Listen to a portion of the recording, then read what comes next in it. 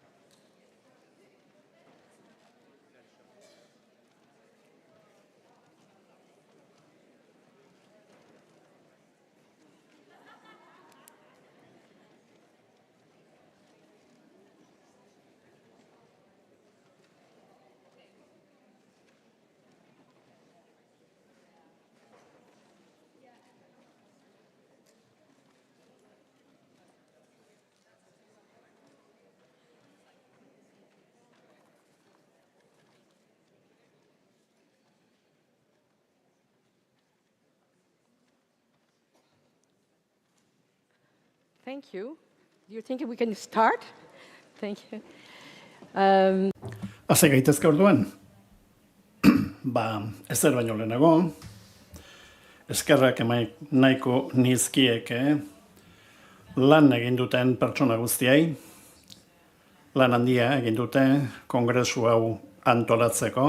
Izan ere, era honetako bilerak beharrezkoak dira, pertsona askok lan egin dute, maila desberdinetan eta horregatik berriro ere, eskerrik asko insertsori, eskerrik asko antolatzaile taldeari ere bai. Eskerrik asko. Orduan, iritsi gara, bigarren osoko bilkurara, eta osoko bilkura honetan jorratuko den gaia garrantzitsua da. Hain zuzen ere, ondarea eta ikasitako lezioak ospatuko ditugu. Gure zareak 15. urtebetetzea egingo du, ospatuko du, aurretan. Eta ikusi dugu bazkideak asko ugaldu direla, ekintzak ere bai, eta esperientzia handia metatu dugu. Eta horri esker, hobeto ulertzen dugu zer den hiri lagunkoia izatea. Eta leku askotan aplikazio praktikoak antolatu dira maila regionalean eta lokalean. Garrantzitsua da egitura horiek, 3 maila horiek edukitzea.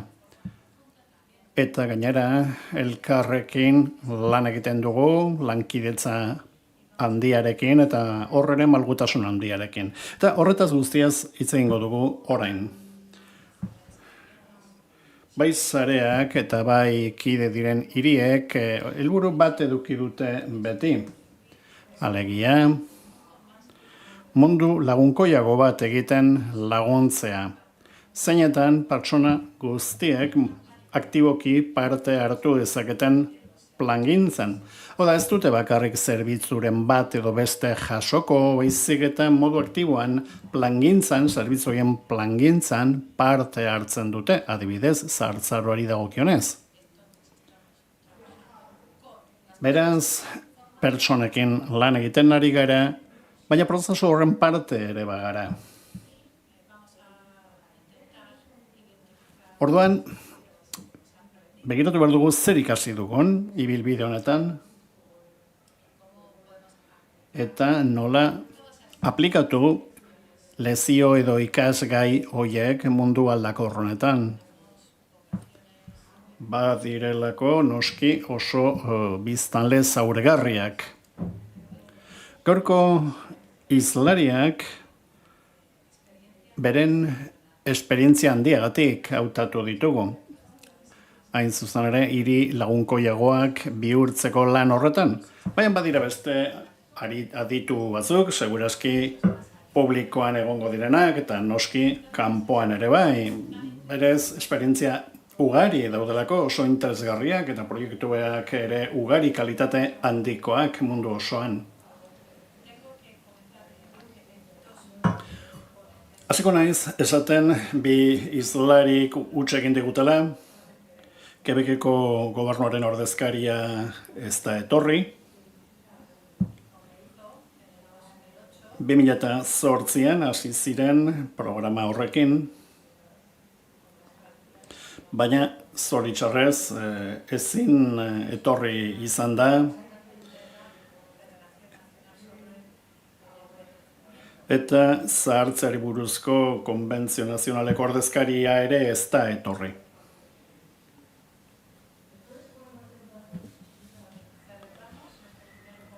Gure lehen kongresua Dublinen egin genuen 2011an, Irlandako ordezkaria hemen dago, eta zorionak eman behar dizkiot, bertan hasi zelako gure ibilbide berezi hau, beraz eskerrik asko Irlandari. Bigarren batzarra 2013an egin zen Quebecen hain zuzen ere, eta ez genuen pentsatzen 15 urte geroago honelako mailan egongo ginenik ere.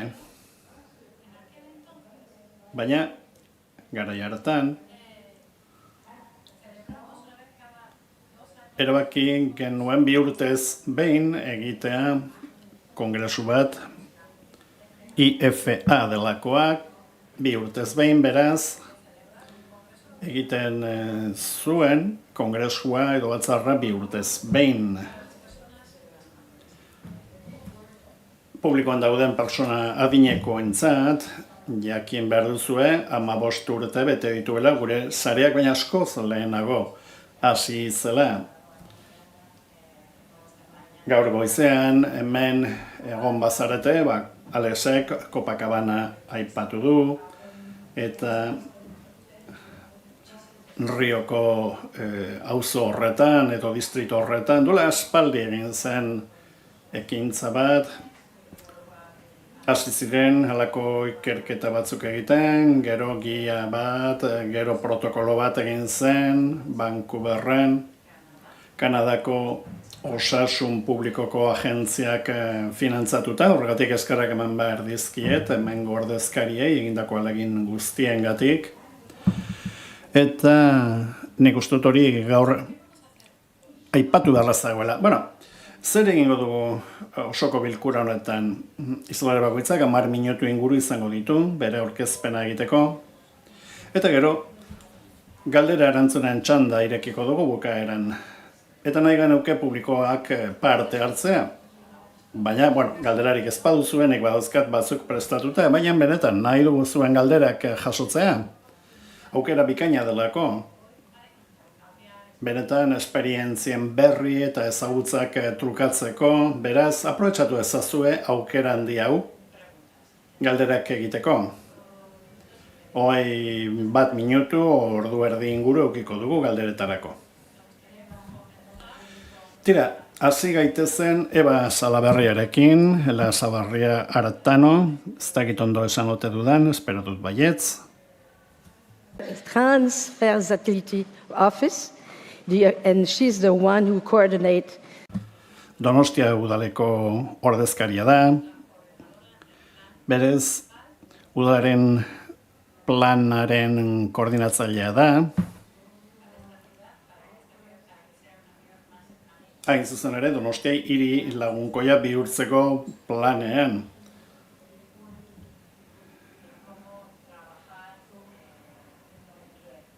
Bera,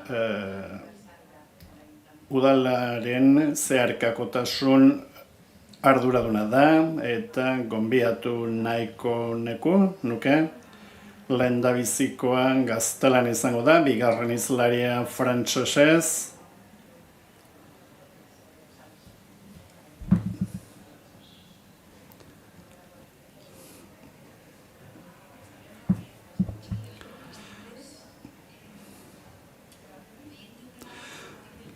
Arratsaldeon, bai, saiatuko naiz 10 minutu hauetan Donostia lagunkoiaren esperientzia partekatzen. Eta batez ere zer ikasi dugun partekatzen. Donostia lehen hiria izan zen estatuan sare honetara batu zena, 2009-2010, beraz badira urte batzuk. Ni garaia hartan beste ardura batean nengoen, udalean, baina hemen badira lankide batzuk hasiera-hasieratik egon zirenak, eta beti entzun diet esaten, hasieran oso ondo ez zekitela, hiria sarean sartu zenean, zertarakin doa zen, zehazki. Seguruenik, hasiera zelako, nazioarte mailan, nazioarte mailako testu inguruan ere, inorketzekian oso ondo zer zen lagunko itasun hori, baina garaia hartan, diagnostiko bat egiteko helburu horrekin, 8 lan esparru identifikatzeko helburu horrekin, lagunkoitasunak ez du frogatzen zer egiten duen hiri batek, hiriak lan egiten zuten lehenago ere, baina halako egitura bat, sareak halako egitura bat eman zion, metodo bat ere bai eman zion gure lanari.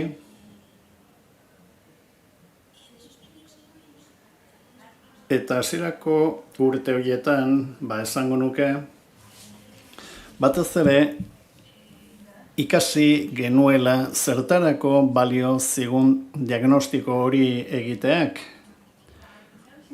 Fundazio batek egin zuen, Matia Fundazioak, udalaz kanpoko fundazio batek egin zuen, gero udal arloak hasi ziren ikusten eta aztertzen nolako ekintzak burutu behar ziren, plan bat osatu zen, eta guretzat aukera on bat izan zen ikasteko, batez ere zertan laguntzen zigun eta zertan ez, sarean egoteak. Eta berela konturatu ginen, bete behar genuela, halako metodologia bat, baina zentzu bat ere aurkitu behar diogu hiriarentzat. Eta berez hori da metodologia bat eta pauta komun batzuk laguntzen dutenak, baina Donostia ez da Quebec, ez da Amurrio eta ez da Madril, gure ezaugarri bereziak ditugu. Alkateak dioen bezala, ondo ulertu behar dugu zein da gure testu ingurua eta horretik aplikatu ikasten duguna. Horren lehendabiziko ikasketa urte haietan iritsi zen momentu bat non egitura hori pixkat korse bat bihurtu zitzaigun. Eta, hasi ginen pixka bat geure burua askatzen eta geure buruari galdetzen zentzua aldu Donostian 8 esparru aipatzea, horietako askotan ibilbide handia eginda daukagunean eta gauzatzeko errepikatzea izango litzatekenean, mugikortasuna, adibidez, ibilbide luzea eginda gaude hor. Horan barrekiturak eta bat egin genuen eta erabaki genuen fokoa beste nonbait jartzea. Batez ere, hiriko agendan indartu behar ziren puntuetan. Ez ibilbide bat jada bazeukaten puntuetan. Beraz, 8 ardatzetatik 4 pasatu ginen. Eta atzo ustot ere aipatu zuela alkate batek, gure lurralde honetan zeharkako gauza asko dauzkagu, eta gure antolakundeak jada ezin du gehiago, batzea eta batzea delako, eta jendeak ez duelako guztia ematen. Beraz, kontuetzen ekintza gehiago egitea baizik eta kanpora halako begirada bat eranztea. Zahartzea modu berezi batez ikusteko eta lan egiteko. Ordan 4 ardatz horiekin. Eta batez ere nolakoetan enfokatuz, halako helburu bat aurkitu dugu, zentzu bat aurkitu diogu, gure lanari, eta hiri lagunkoia evoluzionatu egin den zerbait da, orain eredu bat badugu, denok eraiki duguna, hirian eragile asko daude lanean, elkarteak, fundazioak, unibertsitatea, hain zuzen ere, zahartzea ulertuz hiriaren eraldaketarako motore bezala. Disiplina desberdinak elkartuz eta zubiak eraikiz erakundeen eta komunitatearen artean.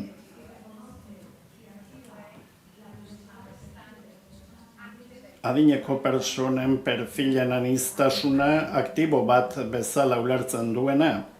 Hitzak dirudite gauza hauek denak, baina kontzeptuak dira, halako norabide batera eramaten gaituztenak berdin da hirigintzan nagoen, gizartek ekintzan edo auzokideen elkarte batean nagoen.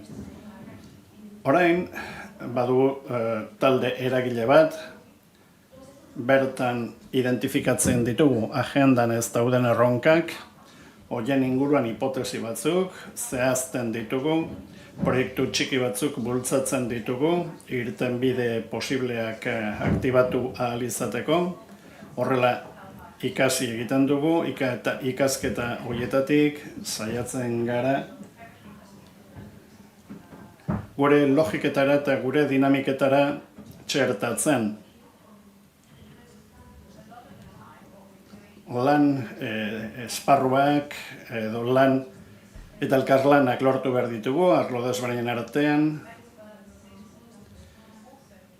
adineko personei protagonismoa emanik, baita zaurgarritasun edo euskortasun egoeran daudenei ere, bideak aurkitu behar ditugu, persona hauek ere beraien ekarpena egiterik izan dezaten, erronkak identifikatzeko orduan eta irten bideak aurkitzeko orduan ere. Horrek badu zer ikusirik konfiantzarekin, errealitate ondo ulertzearekin, jendearen bila irtetearekin eta ez haien zain itxaroten egotearekin, edo lurraldaren puntu indartsuetatik lan egitearekin, batez ere puntu indartsuetatik lan espazioak ere zaindu behar dira eta eginez ikasi, bidean ikasi, alegia. Atera dugun ikasbiderik handienetako bat errelatuaren garrantzia da. Zer esan nahi dut honekin? Segun zein hizkera erabiltzen dugun, zahartzeari buruz hitz egiten dugunean, adibidez, jendea leku desberdin batetik hurbiltzen gara. Guretzat zahartzea ez da arazo bat, errealitate bat baizik, adineko pertsonak aktibo bat dira, ez adinekoentzako hiri bat eraikitzeko, baizik eta guztientzat. Bizi luze edo longevitatea nola identifikatzen dugun ere garrantzitsua da, guk batez ere bizitza plenoari buruz hitz egiten dugu, aspirazioa bizitza plenoa izatea izango litzateke, eta hor zerikusi handia du dauka guzti horrek harremanekin, horregatik hiri lagunkoiak aitortuta dago sortzen ditugun proiektu guztietan harremanak garrantzi handia daukatelako.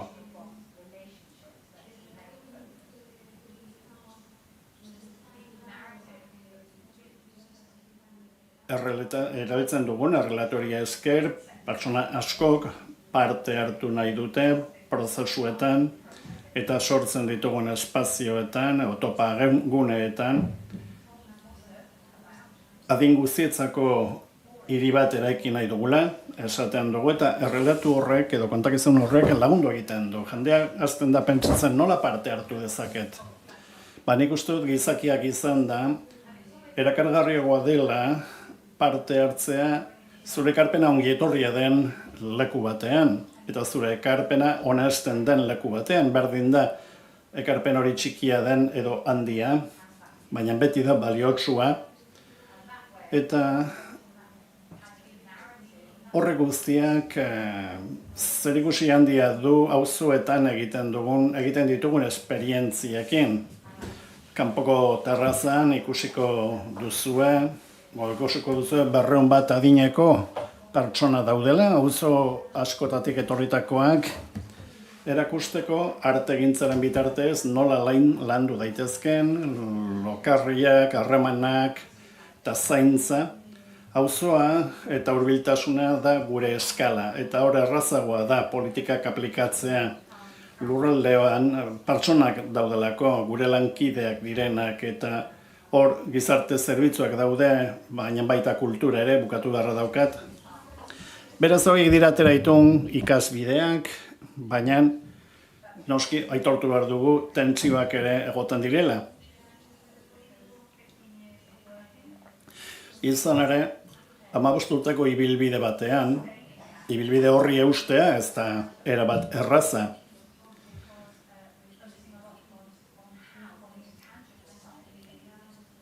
Eta epe luzeko prozesu hauek konplexuak dira.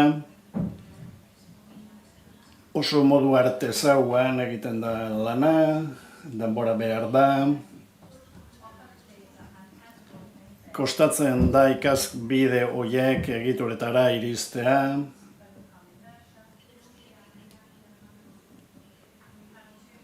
Memoria eta ezagutzearen transferentzia gehiago landu behar ditugu. Eta bukatzeko, ideia bat guretzat oso garrantzitsua dena.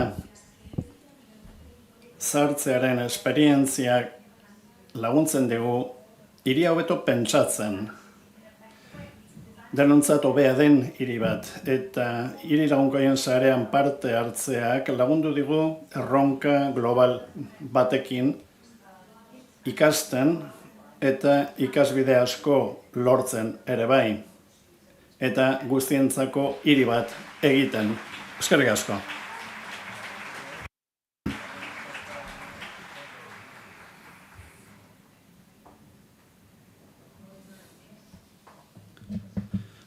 Gure hurrengo hizlaria.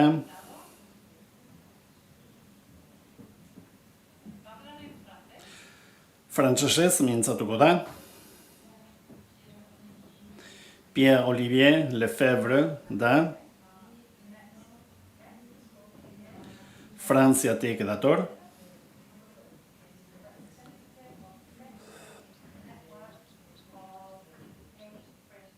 Eta 2012tik parte hartzen dute hiri lagunkoien sarean.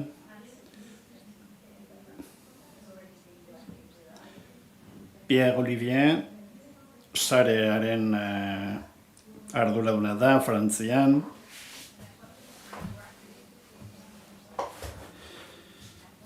Elkarte bat dago guztiaren oinarrian eta ez gobernu bat. Berak kontatuko digu hori dena.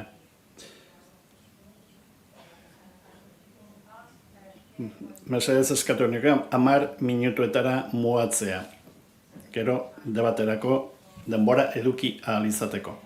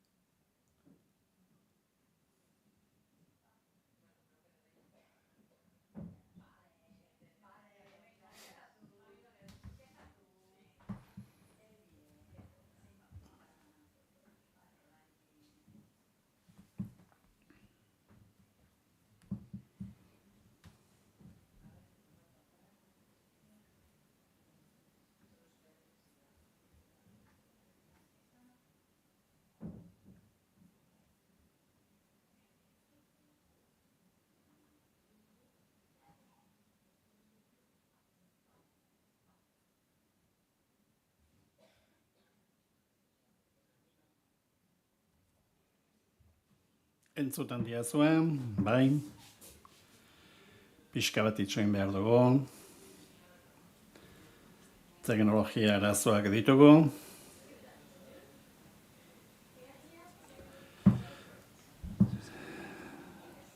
Susanak esan duen bezala, Dublinen elkar ezagutu genuen, 2011an, ni Dijonen, nenbilen lanean, hiri lagunkoien programan, beraz, datorren urtean, adinez nagusi bihurtuko naiz. Hasieratik ezagutu genuen elkar, horregatik nire agurrea eta ohorea nire eskertzarekin batera, Susani. Baitaren nire agurra, zareko kide diren nire guztiei, bai Frantzian, bai Belgikan, gurekin aspalditik ari dirata lanean. 2011an 3 ginen, eta orain 400 gara Frantzian bertan, eta hori nik uste dut garrantzitsua dela. Baina, Susanak esan duen bezala, gure jarduteko modua legearen arabera aldatu egin da. Normalean politikariak eta programa hau bultzatzen dutenak, baina guk 2012an sortu genuen sare hau. Jean-Pierre Berriot izan zen Dijonen hartu gintuena, gonbidatu gintuen hiri horretara. Kongresu bat antolatu zuten adinekoen eskubidei buruz, eta bertan jarri genituen estrategia honen oinarriak. Geroztik zer egin dugu, lankidetzazko ekinbide bat jarri dugu martxan,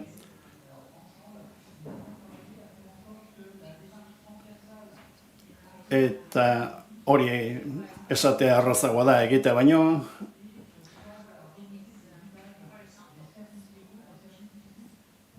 baina batez ere nahi dugu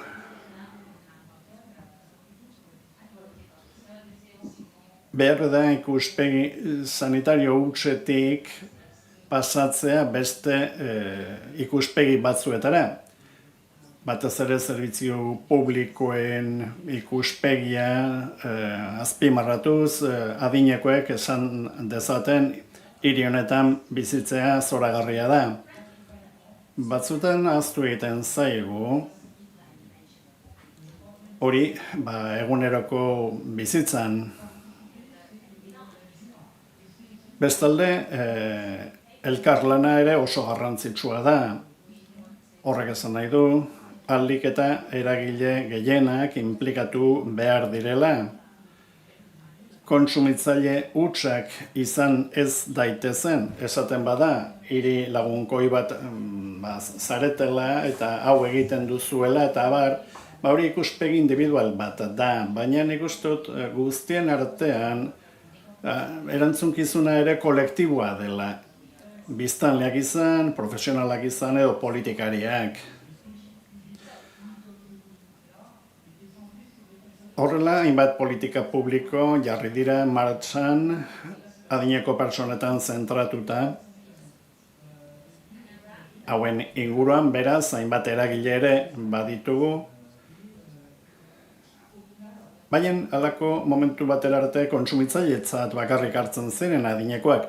Kontuan izan gabe ez da erronka demografikoa ere, ez ginen konturatzen politikek aldatu behar zutela eta orain pantailan daukazuen eskema honetara iritsi. Hori guztia posible izan da, nazioarteko programari esker, bizi kalitatean lan eginez, adinekoen aitortza lortuz, beraiek ere parte hartze aktiboa izan dezaten zilegitasun guztiarekin eta noski adituen lankidetza teknikoarekin. Horrela, adinekoek erabateko eskubide daukate erronka guztietan lan egiteko.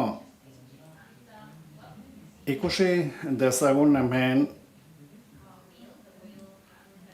lagunkoitasunaren estrategiaren gurpil famatua, hemen badira termino batzuk evoluzionatu direnak, hemen ikuspegi komunitarioa hitz egin dute, gure kasuan 2009 eta 2010 lehendabiziko urteetan Vancouverreko protokoloa lantzen egunean, hiri askotatik deitzen ziguten jakiteko zer esan nahi du horrek denak handik 2 urtera ikasleekin egin genuen lan bat, tematika guztiak definitu genitu Vancouverreko protokoloa Frantziara egokitzeko. Hitzak ez daitezen aitzakia bat izan aurrera ez jarraitzeko.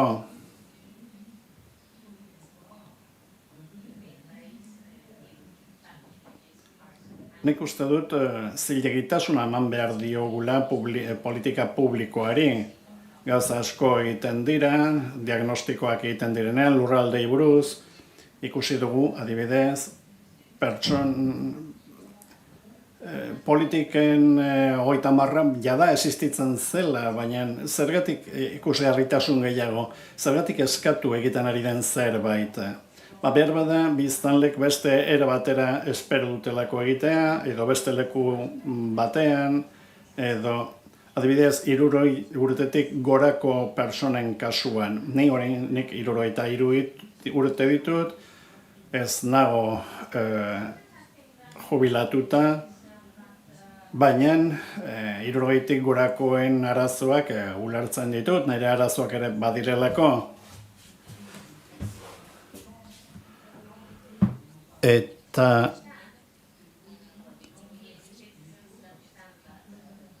askotan biztanleek pentsatzen dute lurraldeak beraiengatik pentsatzen dutela, baina ez beraiekin batera. Beste puntu garrantzitsu bat da funtzionatzen duenarekin gelditzea eta ez desanimatzea funtzionatzen ez duenarekin. Esperimentuzko fasetatik aruntzago joan behar da. Batzuk zerotik edo utzetik hasi gara, baina beti ere badaukagunarekin kontatu behar dugu. Badaude hainbat eragile lanean eta hoiekin lan egin behar dugu. Hoietako batzuk ikuspegi horretatik eta animatu behar ditugu gehiago parte har dezaten kultura kolektibo horretan begiradak aldatzeko. Adinkeriaren eta bestalkeraren kontrako borroka ere hortxe sartzen da, baina horretarako kapital komun bat behar dugu. Horretarako hainbat gai jorratu ditugu.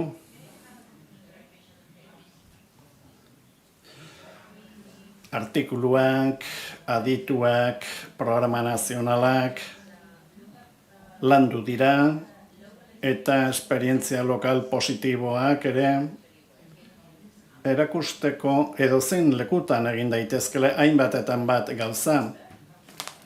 Gero batzen gaituzten gaiak identifikatu behar ditugu, ikusi zer den positiboa, zer den negatiboa, eta konfiantza osoarekin hitz egin ahal izatea negatiboak diren gauzekin, horrela ez dugu bakarrik esan behar zerk funtzionatzen duen, baita zerk ez duen funtzionatzen.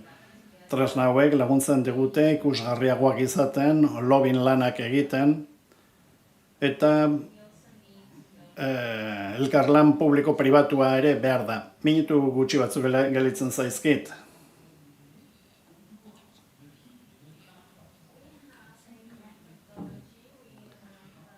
Gero parte hartzeko kit batzuk ere badauzkagu, parte hartzea bultzatzeko, hori da gure sarearen paper nagusia. Nola borrokatu adinkeriaren kontra, hainbat material prestatu ditugu, jakiteko adinekoek nola deituak izatea nahi duten,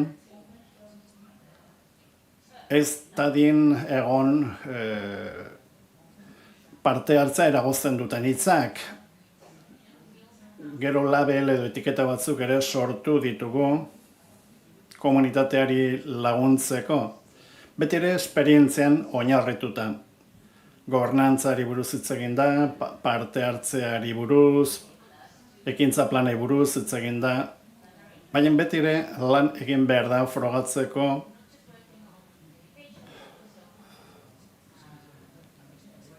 eraginkortasuna lortu behar dugula eta nahi dugula, horretarako tresna batzuk dauzkagu, labelak edo etiketak adibidez,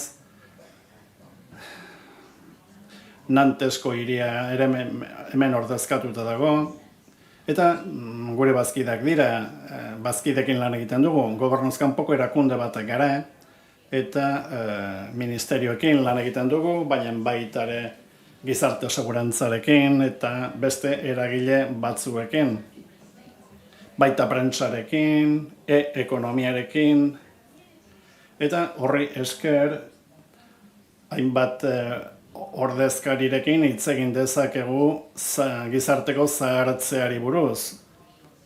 Adibidez, alor berezi batzuetan, garraiolarien kasuan adibidez, bereekin hitz egiten dugunean, hainbat programa egin ditzakegu. Barometroa aipatuko dut azkenik, gure estanean daukazue, frantsesez eta gaztelaniaz, ingelesez ere badago. Barometro hau erreminta bat da, ebaluatzeko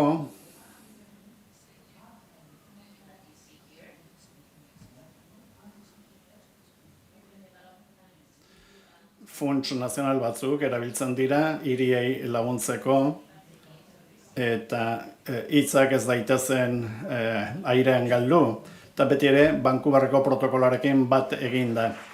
Eta Frantziako esperientzian oinarrituta eskerrik.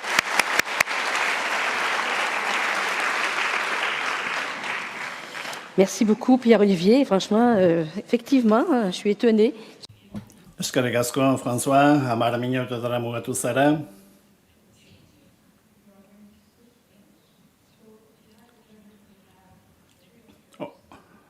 Orain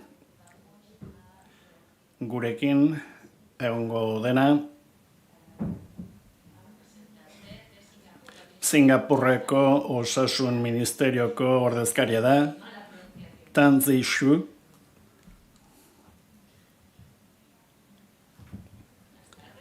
Arratsaldeon, ondo entzuten diazue, bai. Tan Zi, naiz. Singapurreko zahartzearen plangintzarako bulegotik nator, eta hortan zentratuko naiz. Hau da, zer ikasi dugun, gure maila nazionalean, hainbat erakunde da zaudete hemen, eta zer ikasi dugun kontatu nahi nizueke. Baina lehenago testuinguru pixka bat eman nahiko nizueke. Gure biztanleria oso zahartuta dago, demografia beti erronka bat bezala ikusten dugu. Gure kasuan, gure testu ingurua da zuzen ere. Aldaketa demografikoa gertatzen ari da, Singapurren jende asko bizi da, dentsitate handia dago, 750 kilometro besterik ez ditu, baina 4 milioi biztanle, beraz dentsitate ikaragarria daukagu.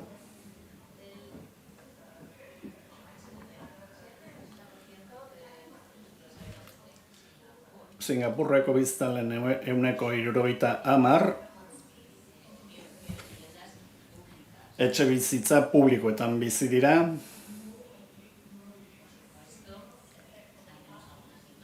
Hemen dituzue, irudi batzuk, Singapur nolakoa den, ikusi ahal izateko.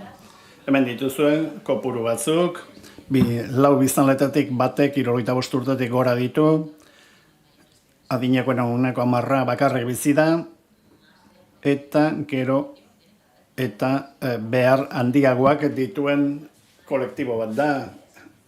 Pertsona nagusien 10%tik gorak desgaitasunen bat dauka. 5 hamarkada baino gehiago daramatzagu joera honekin, joera demografiko honekin. Horrela, 1982an gure lehendabiziko batzorde bat osatu genuen adinekoen arazoak lantzeko. 2015an ekintza plan bat garatu genuen zahartze onari begira. Aurrera jarraitu dugu eta adinekoen lan handia eginda gaude.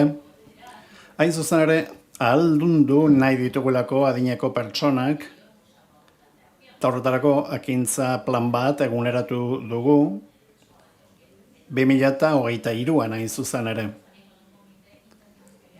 Ministeritza arteko batzorde bat ere badaukagu, gai honi buruzko lan guztiak koordinatzeko, ni ministeriokoa naiz, hobeto esan da osasun ministeriokoa, eta ikuspegi holistiko bat daukagu, edo zeharkako bat esan dezakegu, hainbat eragilerekin lan egiten dugu, hainbat gai jorratzeko, haien artean etxe bizitza adibidez. Ikusi dugu, ibilbidea, denboran zehar.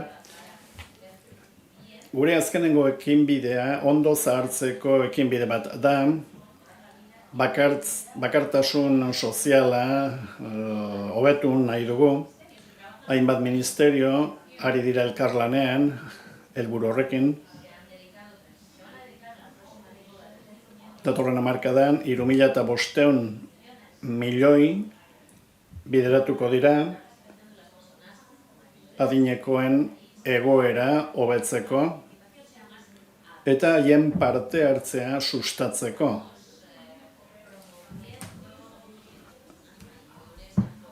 Nahi dugu adinekoek borondatezko lana izatea, beste adineko batzuei laguntzeko, adibidez, etxetatik irteteko eta horrela hainbat jarduera egin ditzakete. Animatu egiten ditugu horretarako hain zuzen ere. Laguntza ematen diegu, beharrak dauzkaten adinekoei, zaintza behar bereziak dauzkatenen kasuan adibidez, hau lehenago aipatu da, beraz ez dut hemen gehiago zehaztuko. Orain, goazen ikustera zer ikasi dugun Singapurran hiri lagunkoia izateko. Adinekoekin lagunkoi bihurtzen joan garen neurrian, zer ikasi dugun? Ez nator bakarrik ikasi duguna erakastera, baina baita zuen gandik ikastera ere.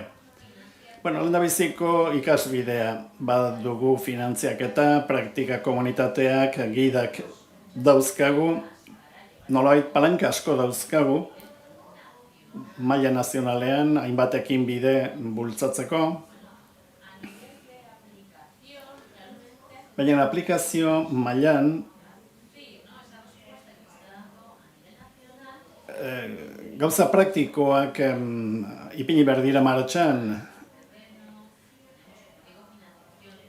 Finantzaketan badugu, baliabideak ditugu, arreta zerbitzuak ere baditugu,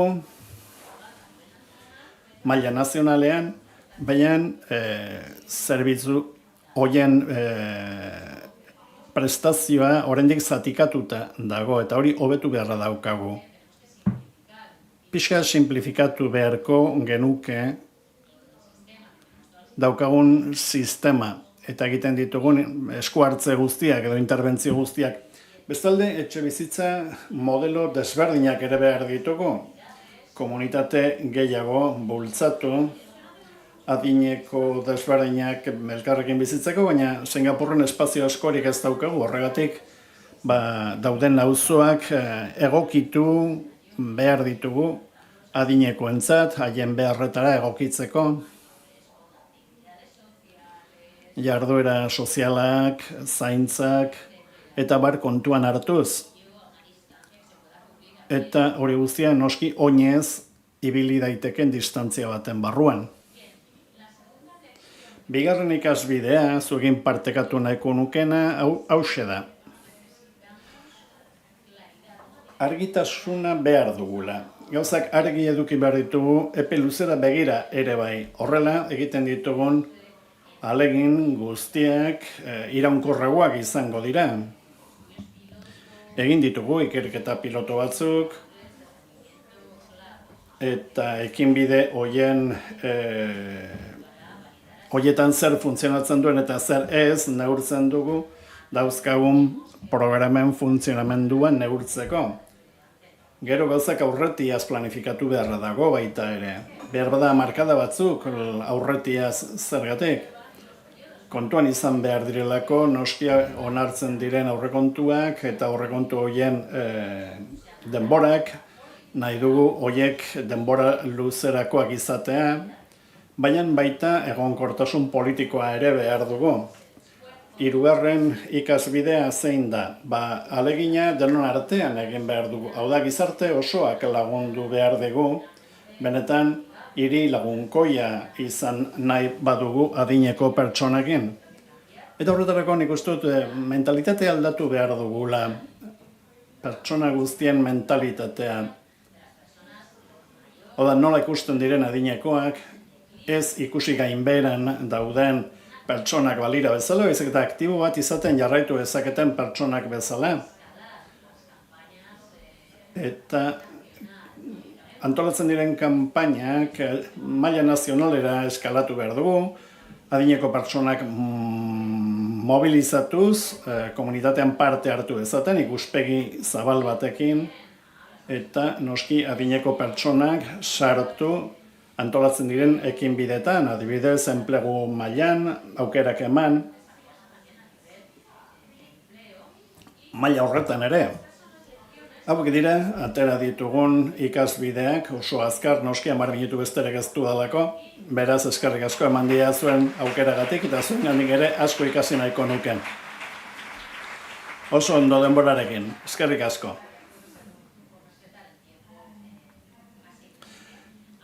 Bai, orain Irlandara joango gara, Emer Coveney eukiko dugu.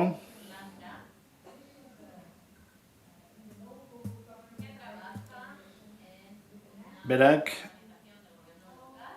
udal bateko erakunde batean lan egiten du, Age Friendly Ireland izeneko talde batean. Arratsaldeon. Gauzatxo batzuk eman nahiko nizkizueke Age Friendly Ireland programa honi buruz, zer funtzionatu duen eta gauzak nola dauden Irlandan. Susanek esan bezala, udalak dira estrategia hauek lideratzen dituztenak.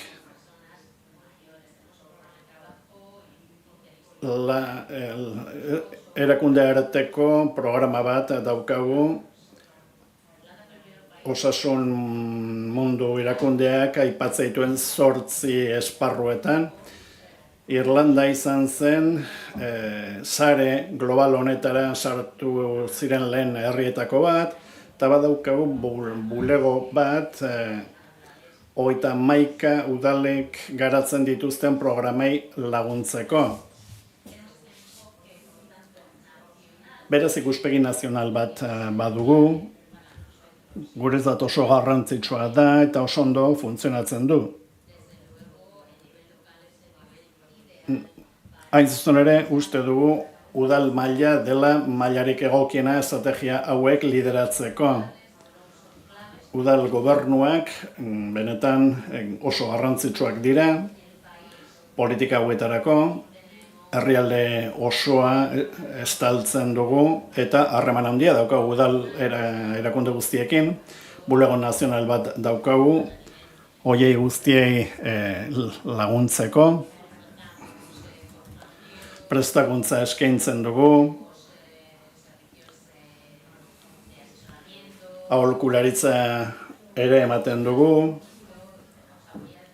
saiatzen dugu, saiatzen gara alik eta laguntzarik handiena ematen, noski. Hau da, gure programaren egitura, eredu koherente xamarra iruditzen zaigu, udal mailan lan egiten da, beti ere modu berdintsuan, udaletxe guztietan, herrietako eta hirietako eragile desberdinekin lan egiten dugu, baina badugu lantalde bat baita ere adinekoen parte hartzea daukana, eta estrategien aplikazioa kontrolatzen duena. Udal mailan ere aholkularitza teknikoa ere eskaintzen dugu.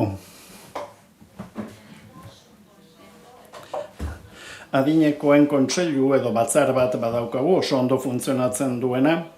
Batzorde eragile bat dauka, 20 pertsonek osatzen dutena. Udaletatik hurbil lan egiten dute, 7.000 kide daukagu, maila nazionalean, gero eta gehiago, dira urtez urte. Eta horrela, pentsatzen dugu, benetako representazio bat lortzen dugula.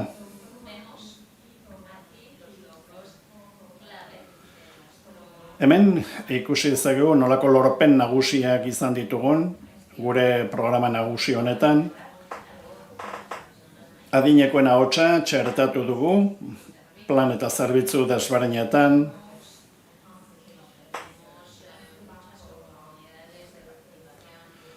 Parte hartzeko aukera asko ematen ditugu, hainbat ekinbide bultzatzen ditugu, zaintzari dagokionez, belaunaldi arteko ekintzak, aholkularitza ere ematen dugu. Hau da gure programa teknikoa. Adinekoek parte hartzen dute, hainbat proiektutan. Gida bat ere egin dugu, plangintza proiektuak garatu ditugu, finantzak eta iturrietan ere laguntzen dugu, eta eraikinetarako zahargarritasunean ere laguntza ematen dugu. Hauek dira batez ere azpimarratuko nituzken elementuak. Lan egiten dituen esparruak, etxebizitza, garraioa eta abar dira, hemen ere aipatu dira. Etxebizitzen kasuan hemen duzue argazki honetan proiektu bat egin duguna. Komunikazio mailan dauzkagun lorpenak hemen daude. Adinkeraren kontra borrokatu gara. Adinekoek egin dezaketen eta egiten duten ekarpenetan zentratu gara. Adinekoen enbaxadoreak dauzkagu. Haien ahotsa hartzen dugu kontuan. Eta komunikabideetan ere txertatzen dugu. Badugu adinekoen kontseilu nazional bat. Badugu programa bat, koordinazio eta laguntza ematen duena. 44 koordinatzaileen talde bat daukagu, 1000 bisita egiten dituena etxez etxe hilabetero. Etxeak egokitzeko laguntzak ematen dira, baita laguntza ematen zaie osasun mailan, komunitate mailan, energia mailan, finantza mailan edo teknologia asistentzialen mailan. Demanda handia daukan zerbitzua da eta adinekoek oso ondo baloratzen dutena.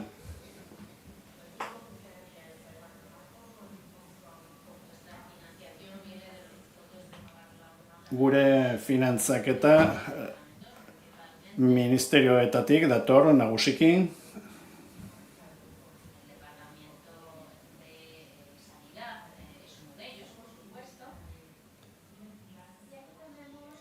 Osasun ministerioa da horietako bat, noski, eta ikasbiderik garrantzitsuenak hemen dauzkagu. Pentsatzen dugu, udalek eduki behar dutela lidergoa. Bestalde, badakigu, hiritarren egiturek hainbat ahotsa ordezkatzen dituztela. Pertsona guztiak izan behar dira kontuan. Lankidetza publiko-pribatua bultzatzen da. Laguntza politikoa ere ematen dugu. Adinekoentzako ministerio bat daukagu. hiri lagunkoien mugimenduaren ikuspegiak txartatu ditugu gure politika guztietan, maila nazionalean eta udal mailan, etengabeko garapenean dagoen zerbait dago, eta bai maila makroan eta mikroan jarraitu nahi dugu politikak oinarritzen daukagun esperientzien adinekoen egoera hobetzeko helburuz. Proiektu hau txiki asko dauzkagu baita ere maila lokalean garatzen direnak, eta esan bezala badaukagu ministerio bat ere adinekoentzat.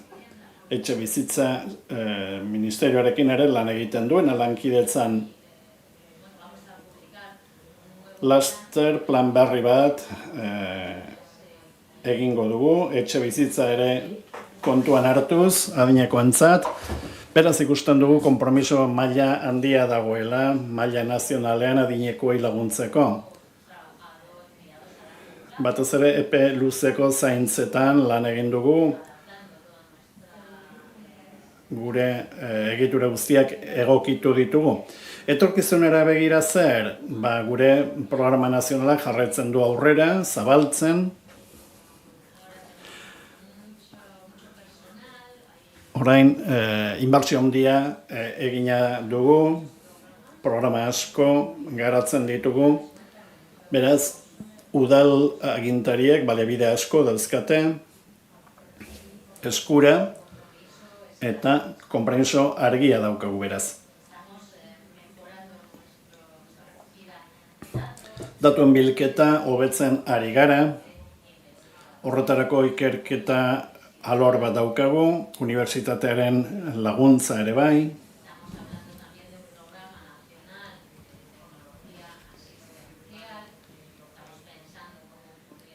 Teknologia asistentzialerako programa bat garatzen ari gara edo pentsatzen ari gara.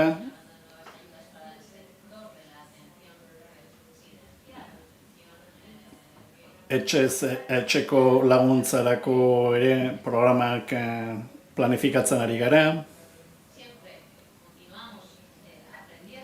Gauza asko ikasten jarraitzen dugu. Hemen adibide bat ikusi dezakegu. Emakume bat, beti motorzalea izan dena, erresidentzia batera sartu zenean, motorrekin kontaktua galdu zuen, baina hemen bisita bat egin zioten motorzale batzuek, eta ilusio handia egin zion.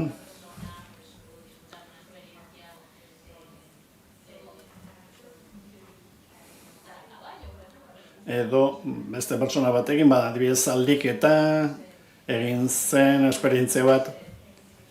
Adibide txiki batzuk besterik ez dira, baina proiektu piloto batzuk dira, gero eskalatu nahiko genituzkeenak. Lankidetzak garatu, epe luzera begira, eta hori da dena, eskerrik asko.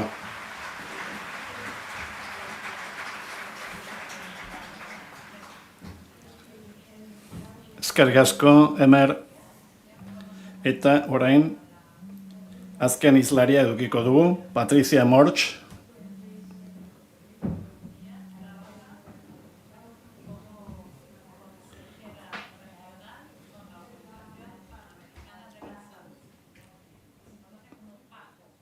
Osasuneko antolakuntza panamerikanoan lan egiten du.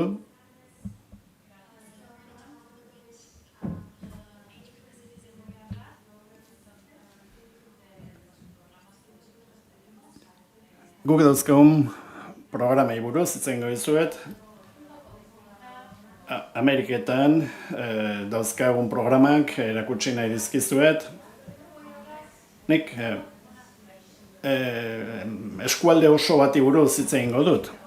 Izan ere, osasunaren antolakunde panamerikanoa zer den esan nahi dizuet. Halako osasunaren mundu erakunde bat bezalakoak gara, baina maila panamerikanoan.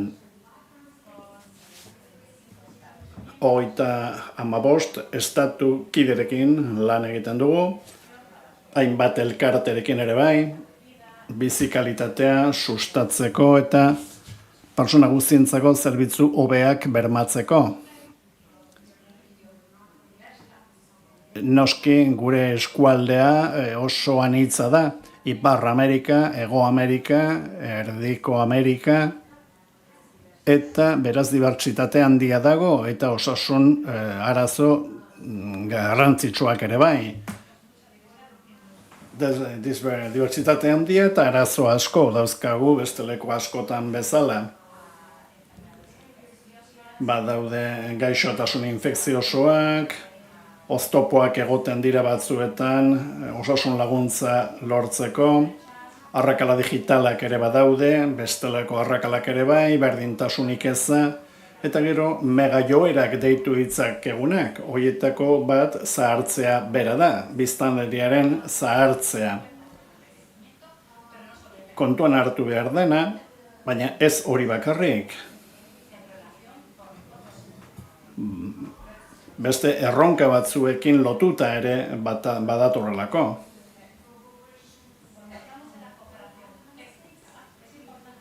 Lankidetza teknikoa hitz egiten dugunean, esan beharra dago, gure kide diren 35 kideetatik 28 dauzkagula bulegoak maila lokalean, tokian bertan lan egiten dutenek hobeto ezagutzen dituztelako bertan bizi direnen beharrak. Kontuan izan behar da, desberdintasun handiak daudela herrialde batetik bestera eta baita udalerri batetik bestera. Baina mega joera horiek ere badauzkagu eta kontuan izan behar ditugu. Beraz, adinekoekin lagunkoia izateko estrategia oso egokia iruditzen zaigu gure eskualdean dauzkagun erronkei heltzeko.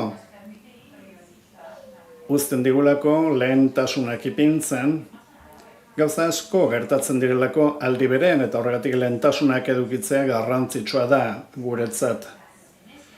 Honela jakin dezakegu zer den beharrezkoagoa momentu honetan. Baina baita ere, etorkizunari begira plangintzak prestatzen. Geure burua egokitzen ikasteko, etorkizun berri horri begira. Maila lokaleko ekintzak behar ditugu, eta behetik gorako ikuspegia nahi dugu. Komunitateei eta adinekoei parte hartzeko aukerak emanez prozesu guztietan. Eta horretarako sektoren arteko lankidetza beharrezkoa da. Erantzun eraginkorrak eman ahal izateko. Pandemia garaian egin genuen argitalpen bat daukazue pantailan, hemen azaltzen dugu komunitate batzuk erantzun hobeak ematen zituztela adinekoen erronken aurrean. Komunitate batzuek hobetu egiten zuten. Eta hori zergatik, jada mapatuta zeuzkatelako adineko pertsona horien beharrak bazakiten non zeuden eta voluntarioak lortzeko gaitasuna ere bazuten. Horrela, laguntzak hobeak eman ahal izan zieten pandemia garaian adineko pertsonai. Argitalpen hau benetan interesgarria da. Amerikako kontinentean hiri lagunkoien sarearen erdia edo osatzen dugu. 1000 kide dauzkagu 18 herrialdetan. Eta 8 afiliatu ere badauzkagu. Sare globala asko hazi da. Pandemia garaian ere asko hazi zen. Komunitate askotan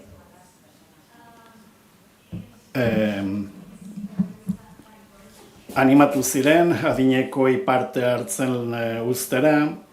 Baina esan bezala, gure kontinentea oso dibertsoa da, estatu batuetan hiri asko daude, adibidez.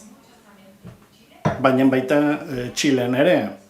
Berez, Hego Amerikan Txile da bazkide kopururik handiena daukana, baina Brasilen ere konpromiso handia dago.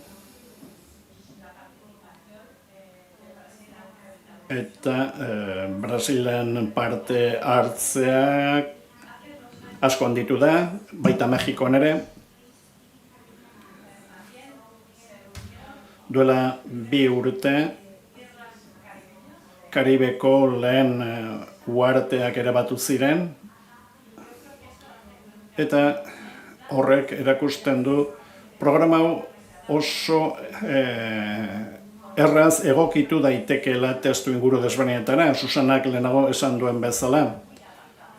Oso egokitzeko modukoa da, oso malgua da, eta aukera hori aprobetxatu behar dugu, hain zuzen ere, gai delako testu inguru desberdinetara egokitzeko. Askotan komunitate batek esaten digu, baina ez daukagu baliabiderik, orduan guk esaten diegu. Ikus dezagun zer daukagun eta zer egin dezakegun daukagun egin, nork parte hartu dezake, nor izan daiteken bazkiderik egokiena. Eta beti egoten dira posibilitateak. Hemen daukagu San Pauloko hiriaren adibide bat, behan stand bat daukate, munduko biztanleari handienetako bat daukate, komunitate indigeno handia daukate, eta komunitate horiek denak sartuta daude sare global berberean. Orduan, egokitzeko gaitasun hori, malgutasun hori oso garrantzitsua da. Gomendioak eman ditzakegu, aholkuak, baina 55 estatu kide dauzkagu, nazioarteko komunitate bat da, eta beti zaila izaten da hor egotea. Beraz, programa afiliatuak badauzkagu oso garrantzitsuak.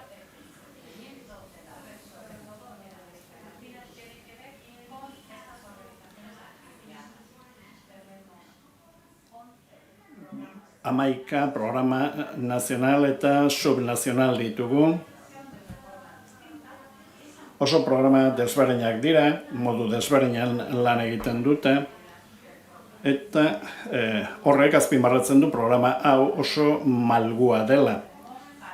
Hemen daukagu adibidez Paraná, hemen kongresu honetan ordezkatuta dago, Brasilgo gobernua ere bai, bihar parte hartuko du osoko bilkura batean, Nueva León, Mexikokoa ere badugu, kongresuan ere bai.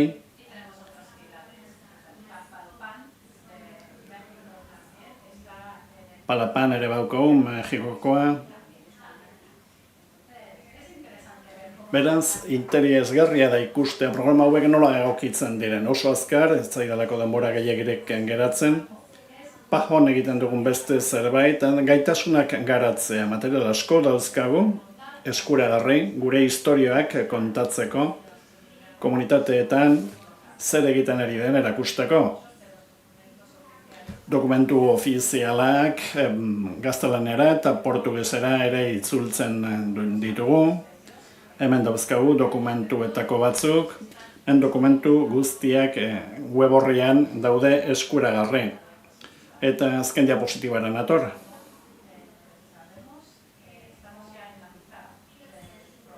Horren programaren erdian gaude.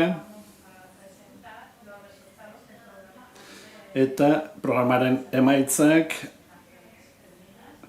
Nazio Batuen Batzar Nagusiaren aurrean aurkeztuko dugu. Eta neurtzen ditugun 10 adierazleetatik gehien igo dena, 133, izan da komunitate lagunkoien kopurua, eta hori oso berri ona da. Hemen daukazue gure QR-a eta gure web horria. Eskerrik asko zuen arretagatik.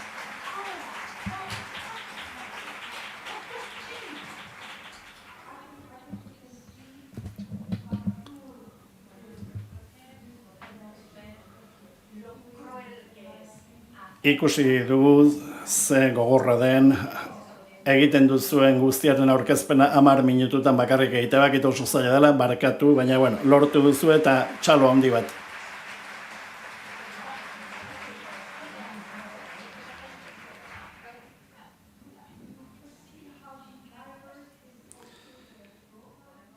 Ikus dezakegu ze dibertsua den zean hitza den programa baita ere. Aurkezpen bakoitza desberdina izan da, hizkuntza desberdinak eduki ditu, entzun ditugu. Beraz orain zuen txanda da, galderak egiteko. Aukera handia daukazue,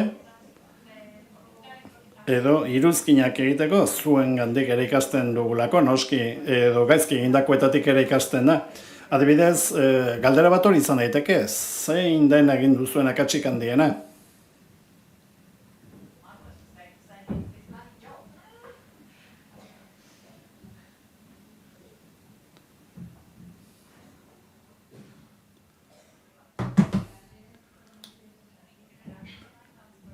Kosta Rikatik. Voluntariotzari buruz gehiago jakin nahiko nuke, Singapurren kasuan batez ere Costa Rican pentsatzen dugu hiriei laguntzarik handiena emateko moduko aukera bat izan litekeela. Batez ere irakasle jubilatuen kasuan asko interesatu zaizuen esperientzia eta pixkat gehiago jakin nahiko nuke.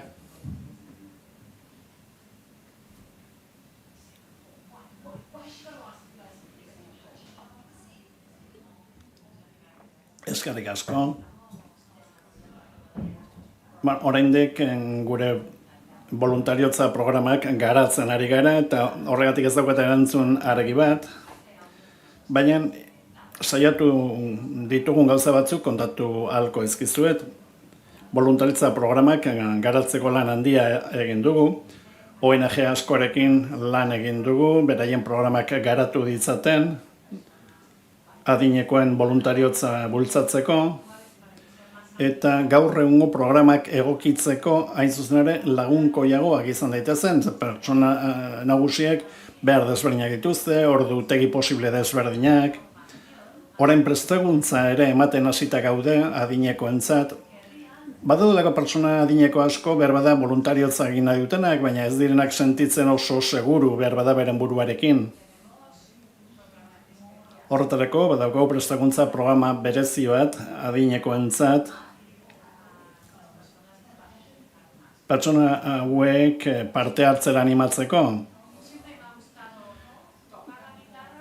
Adibidez, batek esan dezake, nik gitarra jotzen badakit, baina ez klaseak eman nahiko nituzke, baina ez dakit klaseak nola eman. Era horretako laguntza ematen diegu, baina esan bezala oraindik garatzen ari gara eta ikasten ari gara. Bueno, pixka bat erantzuna osatzeko, badira bi gauza garrantzitsu. Batetik, bizitza sozialan konprometituta dauden voluntarioen kasuan, haiekin kontatu behar dugu. Egite dituzten ekarpenak ez direlako profesionalak emate dituztenak. Gehiago egin behar dugu adinekoak konbentzitzeko parte hartu ezaten. Gure estrategia globalean Frantzian, halako embajadore batzuk ipini ditugu, martxan, badirelako implikatuta ez dauden pertsona batzuk, eta behar bada horiek balio dute pertsona horiek irakusteko biranik hor egin dut, eta hor nabil, eta beraz zu ere animatu zaitezke voluntariotza lanak egiten.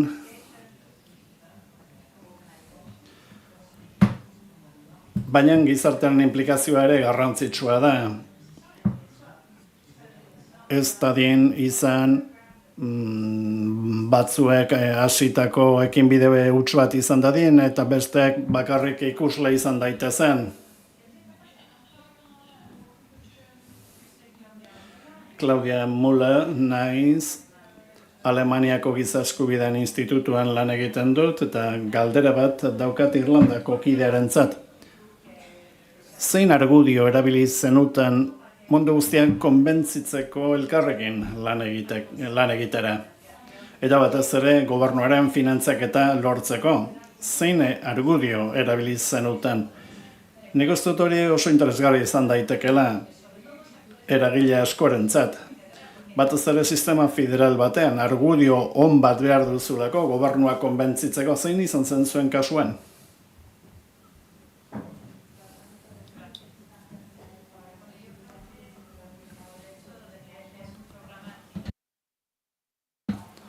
Bueno, batez ere, esango nuke, udal mailan lan egiten duten eragileekin lan egiten dugulako. Hasieran finantzaketa handi xamarra lortu genuen, talde filantropiko baten eskutik, baina hori bukatu zenean, beste finantzia iturri batzuk bilatu behar izan genituen, eta orduan bai, gobernuaren gana, jo genuen. Lehenago esan dut, alako pertsonalitate indartsu bat behar dela, gure kasuan izan da, emakume zoragarri bat da, gure txapelduna da, berak hitz egiten du gobernuetako departamentu desberdinekin. Ni lanean hasi nintzenean, 4 pertsona besterik ziren ari lanean programa honetan, orain gehiago dago, gogo handia dago lan egiteko programa honetan, eta komunitate sektore guztietatik laguntza lortzen dugu, enpresetatik, voluntarioen sektoretik, mundu guztiak nahi du Irlanda osoa lagunkoiagoa izan dadin pertsona nagusiekin. Beste bi galdera hor badaude, mesedez, zutitu. Baina mikrofonoa erabili, mesedez.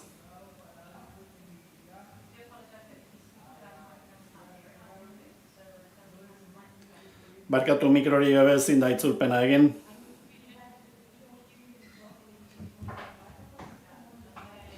Mikrofona behar da, itzulpena egin ahal izateko.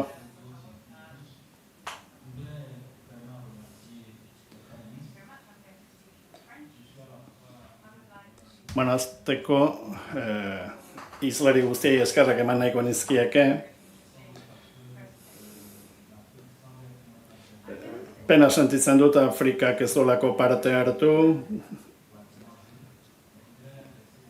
Azteko, egia da, gure biztanleria relatiboki gaztea dela, baina Pierre Olivieri galdetu nahiko nioke zerbait. Elkarte frankofonoan Afrikak zer parte hartze eduki beharko luke noski Europan dauden arazoak guregana ere iritsiko dira, horregatik zerbait egin nahi dugu hori gertatu baino lehen.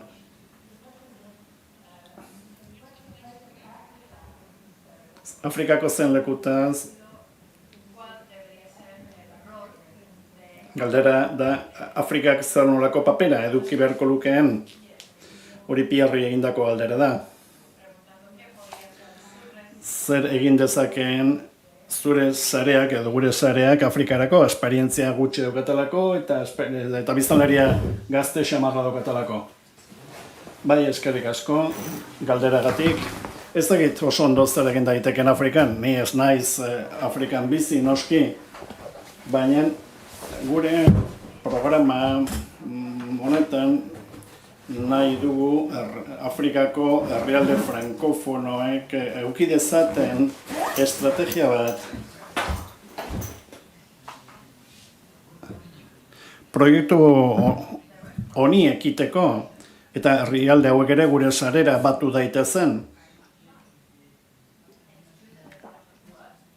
Lanen handia egin beharko da, estrategia nazional bat egin behar delako gai hauek jorratzeko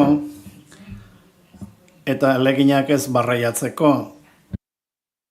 Sare frankofonoa izanik,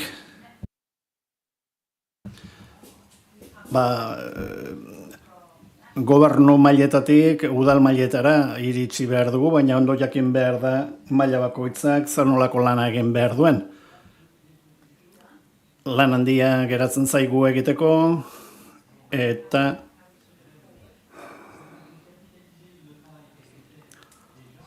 ikusi beharko dugu egin duguna nola erabili eta nola egokitu zuen herrialdeetarak. Hori egin beharko delako egunen batean noski.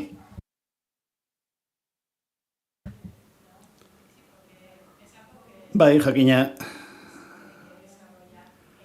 hori Afrikan bertan garatu beharko den zerbait da. Programa guztiak egokitu behar direlako, testu inguru desberdinetara, tokian tokiko errealitateetara noski. eta transferentzia hori bakarrik egin daiteke errealitate bakoitzara ondo egokitzen baldin bada.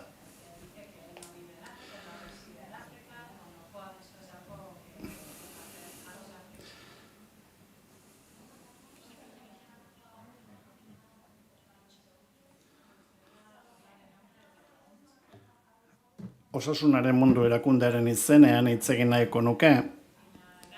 Afrikako bulegoko gure lankidea etortzekoa zen, baina zoritxarrez ezin izan da etorri. Dena dela, bere kontaktua emango dizugu, nahi baduzu.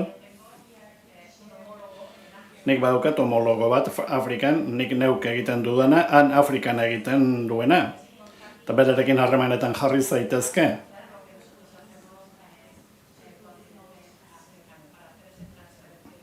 Ezagutzaren transferentzia hori egin ahal izateko. Eskerrik asko.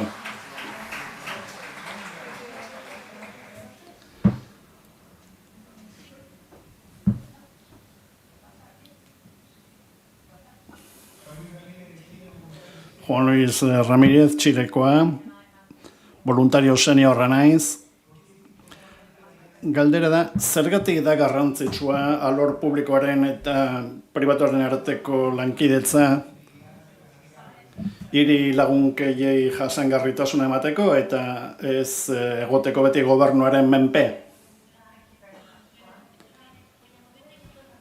Nire aurkezpenean ez nuen denbora nahikorik izan, nik hemen neuzkan pertsona guztiak, baina ezin izan nuen ikusi oso azkar joan delako.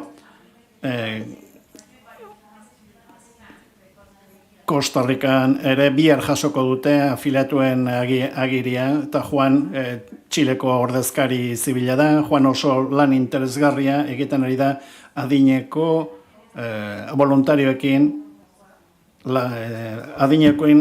adinekoekin lagunkoia den programa bat garatzeko. Hiri lagunkoien programa guztiekin eta guztientzat egindako programa bat da. Zenbat eta partaide gehiago eduki, indartsuagoa izango da programa hau.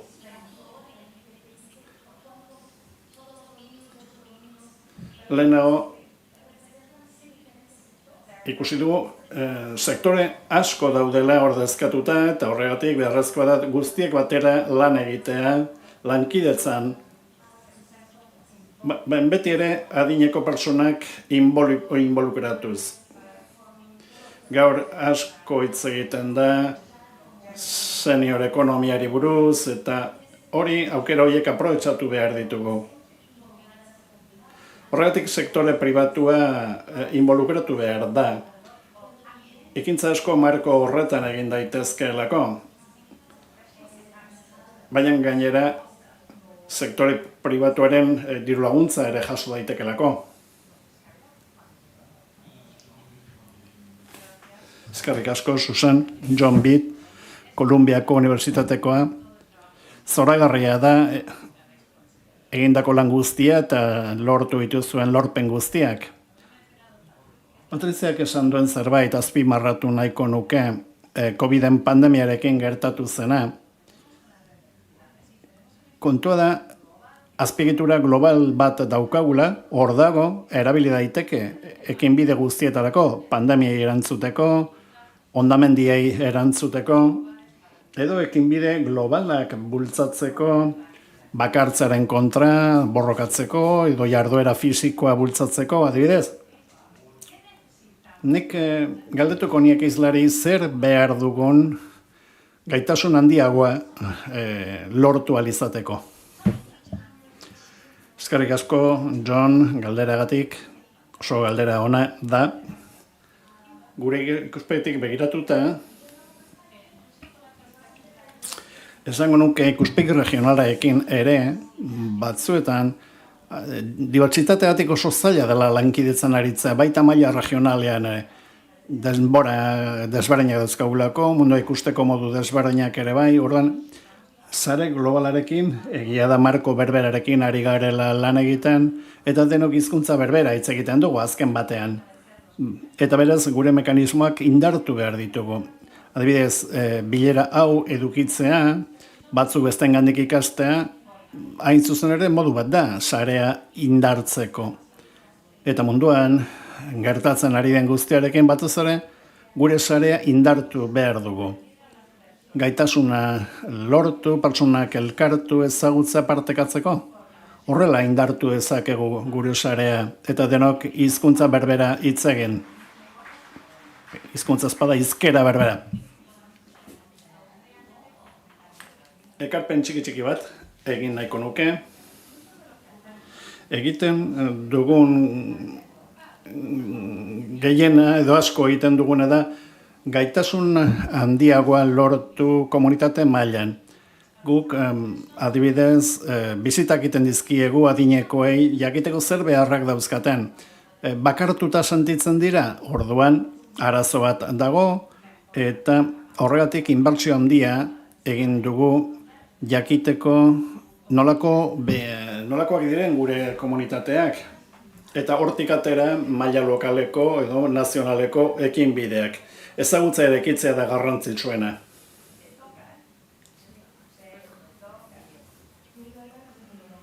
Nik maila lokaletik hitz egingo dut, udalgintzatik. Gure kasuan, lurraldean lan egin behar da, jendea hor dagoelako hortik hasi behar da.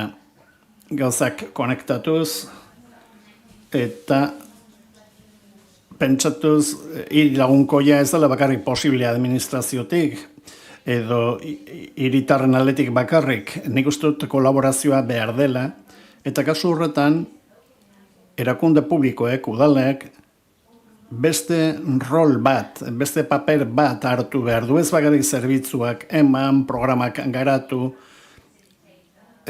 beste rol bat eduki behar du, erraztailea, konektatzailea, askotan ez gaude ohituta behar bada gauza horiek egiten.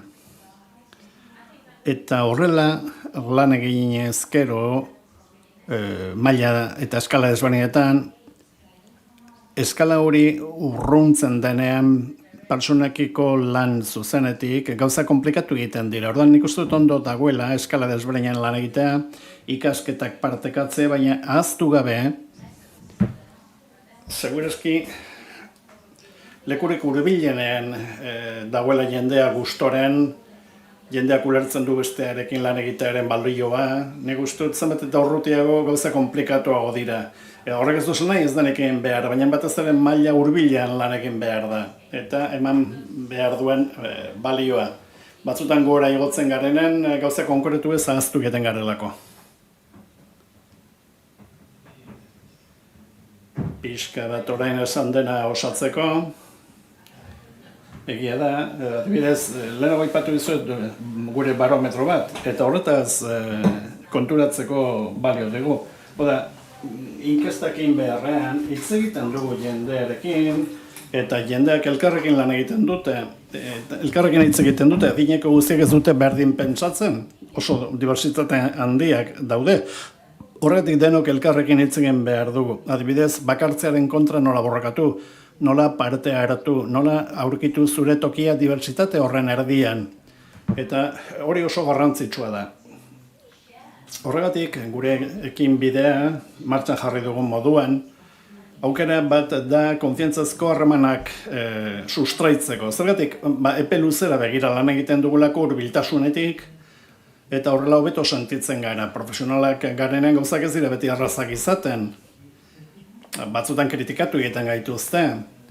Eta beraz, aditze horrek aukera ematen dugu aurrera jarraitzeko. Lehenago bakartzaren kontrako borroka aipatu da, adibidez, baina dago beste bakartze struktural bat ere. Adibidez, Donostian lan egiten ari zarete, ergiketan, mobiliario urbanoan, garraiotan, baina gero hurbiltasun kontua dago, hau da, pertsonen arteko harremanak. Bakartzaren kontra borrokatu diren pertsonek helburuak dauzkate noski, eta gure ekinbideak aukera ematen digu jendera esateko etorkizun bat daukazue, eta hiriak gainera lagundu egingo izu denok elkarrekin gauzak eraikitzen, horregatik begirada aldatu behar dugu. Eskerrik asko, Montxe naiz, irakasle naiz, Hego Korean,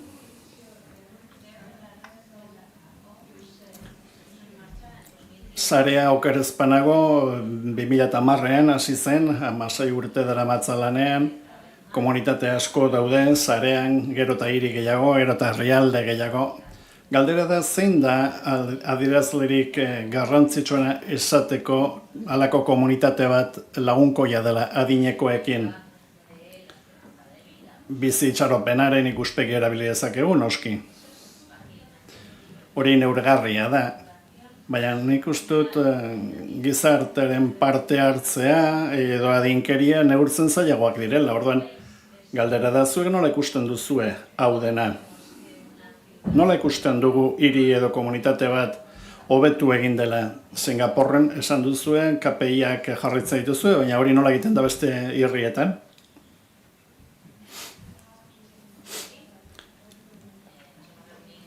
Bai, gu bildu gara duela gutxi, adierazlei buruz, hitz egiteko, udal mailan, eta zehaztu dugu zein adierazle jarraitu daitezken. Galdera ona da egin duzuna. Gauza batzuk egia da neurtzen zailak direla, nola neurtu nolako inpaktua daukagun bakartasunean, oso zaila da. Eta lantzen ari gara, badaukagu ikerketa atal bat, unibertsitatearekin batera, eta datu hobeak behar ditugu, testu ingura ondo ulertu alizateko. Bainik zerbait erantzi nahiko nuke, Singapurren KPI asko neurtu ditugu, badauzkagu hainbat programa behar desberdin batzuei erantzun alizateko. Gure kasuan, egiten dituen bat neurketa, maila nazionalean, jendeari galdetzen dugu, nolako eragina daukaten programa batzue, beraien bizitzan. Nik uste dut ez dela erraza hau dena neurtzea, baina behar da gauzak simplifikatu beharko genituzke. Zeratik, pertsonekin ari garelako, eta pertsonaiek interes eta behar desberdinak dauzkatelako. Pertsona bakoitza gainera modu desberdinak ditu ondo sentitzeko. Horregatik simplifikatu behar dira gauzak, gizakiak gara eta bestela galdu egiten gara. Ez dakit Louis Lefortune dauen, ikertzaile bat da.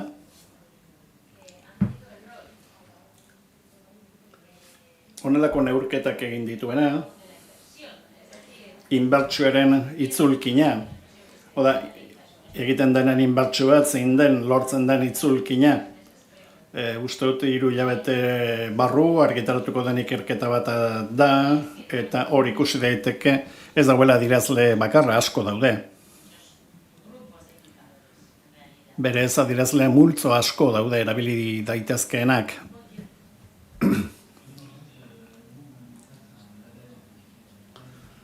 Guk labelak erabiltzen ditugu, lurraldearen tamainaren arabera beraien implikazioa neurtzeko eta egiten ari diren aurrera bidea neurtzeko. Ez ditugu bakarrik begiratzen, batez ere begiratzen dugu nola ari diren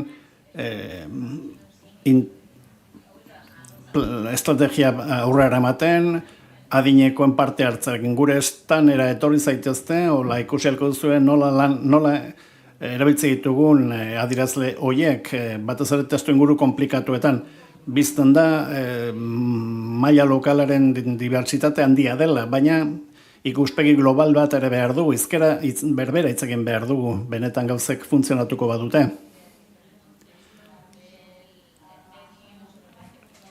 Saltzeari buruzko markadaren testu inguruan, Homek monetarizazio bat bultzatu du, hainbat adierazletan oinarrituta. Batzuk, adibidez, dira ze portzentaje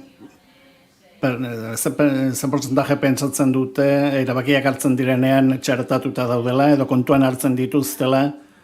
Badaude hainbat adierazle.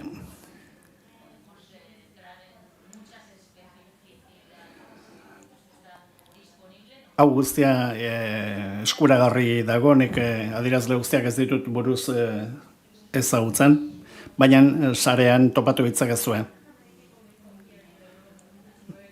Ni udaletxe batean lan egiten dut, eta adierazleak eta ebaluazioa lantzen duzuenok, mesedez, pentsatu udalerri batean nola martxan jartzen den hau dena.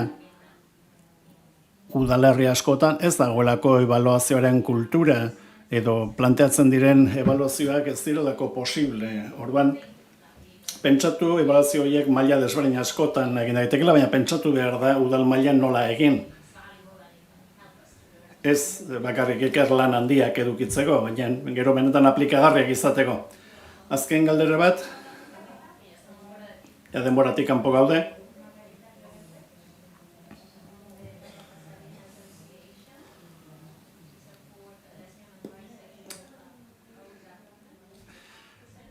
Nik galdetuko nuke ze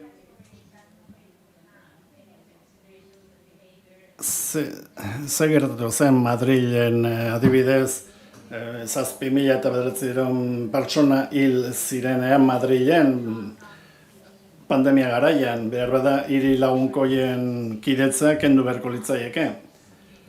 Kontuan izan behar da elkarte asko daudela, orain pixkat modan gaude, adinekoak, elkarte berri asko sortzen ari dira, laguntza behar dutenak, eta behar handiak dauzkatenak, behar bada lankidetza beharko genuke gure lanarekin jarraitu ahal izateko. Quizás como soy la única... Bueno, testu inguru instituzional beretsuan gauden naiz bakarra, naizen ezkero nik ez dut zer esango Madrile buruz, nahikoa daukat nire hiriari buruz. Gure lorpen eta gure erronka guztiekin. Baina maila instituzional nik esango nuke erronka handia daukagula, zuk esaten duzuna egia da.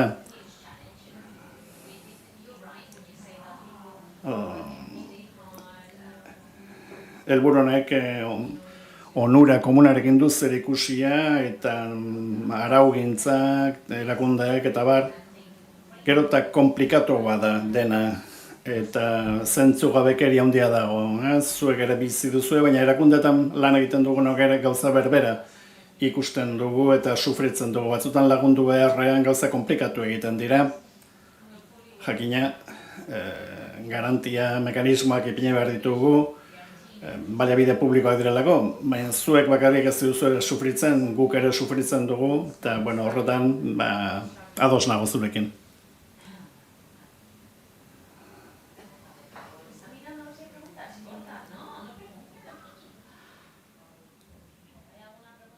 Ez dakit, beste galderari badagoen, behar bada momentuan bukatzeko. Eskerrik asko, 10 minutuko zarapenarekin. Eskerrik asko eta agur.